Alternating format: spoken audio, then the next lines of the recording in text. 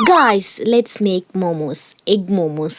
അപ്പോൾ ഞാനല്ല ഉണ്ടാക്കാൻ പോകുന്നത്, തന്നുമാണ് ഉണ്ടാക്കാൻ പോകുന്നത്. അപ്പോൾ തന്നു കുറേ കാലമായിട്ട് പറയുകയാണ് മോമോസ് ഉണ്ടാക്കണം എന്നുള്ളത്. അപ്പോൾ ഫ്രൈഡ് അല്ല, നമ്മൾ സ്റ്റീം ചെയ്തെടുക്കുന്ന മോമോസാണ് ഉണ്ടാക്കാൻ പോകുന്നത്. അപ്പോൾ അതിന് വേണ്ടിയിട്ട് 2 ഗ്ലാസ് മൈദ എടുത്തിട്ടുണ്ട്. പിന്നെ ഈ ഇൻഗ്രീഡിയൻസ് എന്ന് പറയുന്നത് സോസ് ഉണ്ടാക്കാൻ വേണ്ടിയിട്ടാണ്. അപ്പോൾ അതാദ്യമേ ഞാൻ എടുത്ത് വെച്ചതാണ്. അപ്പോൾ ഇതിന് വേണ്ടിയിട്ട് എഗ് മോമോസ് ഉണ്ടാക്കാൻ വേണ്ടിയിട്ട് എഗ്ഗ് ഇങ്ങനെ കുത്തി ചിക്കി പൊരിക്കൂലേ, ആ സംഭവം അങ്ങനെ ആക്കി വെച്ചു. അതിലേക്ക് വേണ്ട സാധനങ്ങളാണ് ഉള്ളി കുനുകുന അരിഞ്ഞത്, പിന്നെ വെളുത്തുള്ളി ഇച്ചിരി കണ്ടെടുക്കുന്നുണ്ട്, പിന്നെ എന്തൊക്കെയുണ്ട് ബാക്കി ഞാനതിൽ കാണിക്കാം. പിന്നെ ഈ മൈദയിലേക്ക് കുറച്ച് ഓയിൽ ഒഴിച്ചിട്ട് തന്നെ നന്നായിട്ട് മിക്സ് ചെയ്യുകയാണ്. പിന്നെ കുറച്ച് വെള്ളം ഒഴിച്ചിട്ട് നമ്മൾ സാധാരണ മറ്റേ ഇതൊക്കെ ഇല്ലേ ചപ്പാത്തിക്കൊക്കെ കുഴയ്ക്കുന്ന പോലെ ഇത് കുഴച്ചെടുക്കുക. പിന്നെ കുറച്ച് ഉപ്പൊക്കെ ഇട്ട് കൊടുത്തിട്ട് മിക്സ് ചെയ്തിട്ട് അത് മാറ്റി വെക്കുക.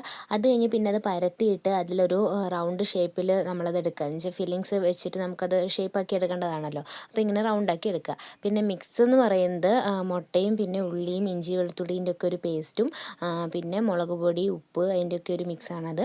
അപ്പോൾ അതാ ഈ റൗണ്ടാക്കി വെച്ച ഒരു ഷേപ്പ് ആ സാധനത്തിലേക്ക് നമ്മുടെ ഫില്ലിങ്സ് വെച്ച് കൊടുക്കുക. എന്നിട്ട് ഇതിനൊരു സ്പെഷ്യലായിട്ടുള്ളൊരു ഷേപ്പ് ഉണ്ടല്ലോ, മറ്റേ കിഴി പോലെ, അങ്ങനെ കിഴി പോലെ ആക്കി എടുക്കണം ഈ ഫില്ലിങ്സ് നിറച്ചിട്ട്. അപ്പോൾ തന്നെ നല്ല സെറ്റായിട്ട് അതേ മോഡൽ ഏകദേശം അതേപോലെയൊക്കെ ആക്കി വെച്ചിട്ടുണ്ട്. പാവം നന്നായിട്ട് മെനക്കെട്ടിട്ടുണ്ട്.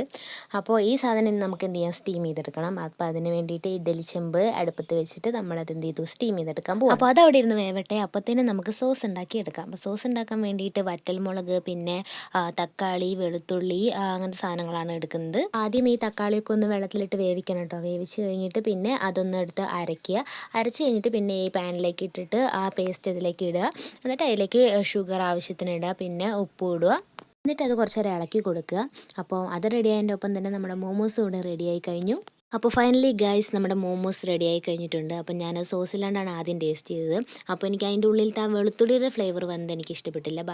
ബാക്കിയെല്ലാം പൊളിയായിരുന്നു, എനിക്ക് ഇഷ്ടപ്പെട്ടു. പിന്നെ സോസ് മുക്കി കഴിച്ചപ്പോൾ എൻ്റെ മോനെ കണ്ണിൽ നിന്നൊക്കെ പുക അങ്ങനെ വന്നതെന്ന് വെച്ചാൽ ഒടുക്കത്തെ എരിവായിരുന്നു. അവൾ ആ മുളകൊക്കെ അങ്ങ് കൂടുതലാണ് ഇട്ടത്. അപ്പോൾ അതിൻ്റെ ഒരു എരിവ് നന്നായിട്ടുണ്ടായിരുന്നു, പുകഞ്ഞ് ചാവേണ്ടതായിരുന്നു. എന്നാൽ പോലും ഞാനത് നന്നായി തിന്നു. എനിക്ക് സ്പൈസി കൂടുതൽ ഇഷ്ടമുള്ള ഒരാളായതുകൊണ്ട് തന്നെ ഞാൻ നന്നായിട്ട് തിന്നു. ഒരു 4-5 എണ്ണം ഞാൻ ഈ സോസി മുക്കി തന്നെ തിന്നു, എരിവുണ്ടെങ്കിലും.